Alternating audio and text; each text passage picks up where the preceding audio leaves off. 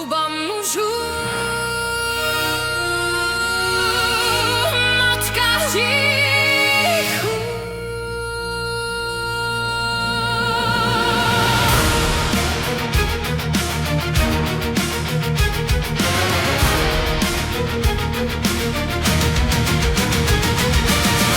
Slyším vás v kameni chrámů, v kázáních plných planých klamů.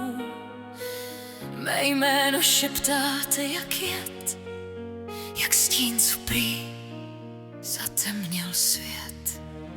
Z vašeho Boha je náhle soudce, v ruce má kladivo, v očích louče, a já prý stojím proti němu, jen proto, že klečet neumím v šeru.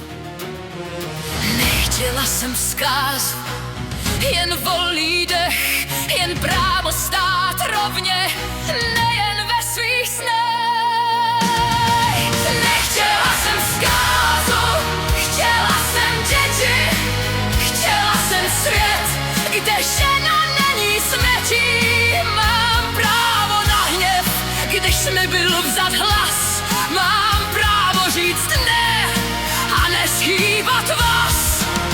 Nebudu prosit o odpuštění za to, že odmítám ponížení.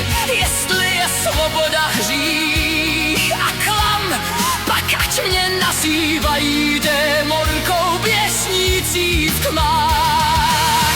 Chtěla jsem lásku, chtěla jsem smích, chtěla jsem budoucnost v dlaních svých. Chtěla jsem děti, ne trůn ani moc, a vy jste mi dali jen vyhled si a noc. Nechtěla jsem spásu, chtěla jsem děti, chtěla jsem svět, kde srdce lásku světí. Mám právo na hněv, když berete mi tělo, když ženy je vším, co se ztratit mělo. Nebudu prosit o odpuštění za krev, co proudí bez svolení. Jestli je rovnost váš konec dní, pak ať jsem královnou temnoty. Jsem ta, co rodí z kapky a z ran. Z lásky jsem silnější, než byl váš plán. Ne démon, ne hřích, ne noční klam. Jsem pramatka jiných,